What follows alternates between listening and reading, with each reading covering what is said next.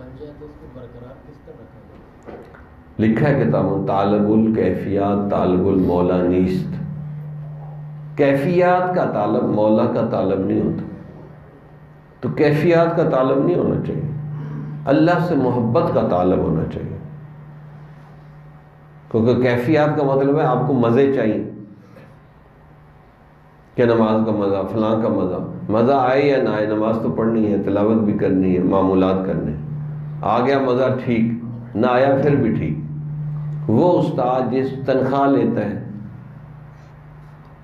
اور ایک استاد پڑھا رہا ہے اور تنخواہ ہی نہیں لیتا، تو کون زیادہ مخلص ہے؟ جو تنخواہ.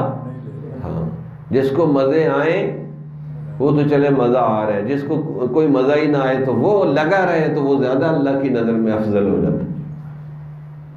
تو مزوں کے چکر میں نہ پڑو. ہمارے حضرت فرماتے ہیں عبد اللطیف بنو، عبد اللطف نہ بنو. مزے کے بندے نہ بنو، اللطیف اللہ کا نام ہے، اس کے بندے بنو. تو اگر مزوں کے پڑو گے پیچھے تو پھر کئی چیزوں میں مزہ آتا ہی نہیں. آپ یہ کہ ہم نے اللہ کی بات مانی ہے، نبی کی بات مانی ہے، بات ختم.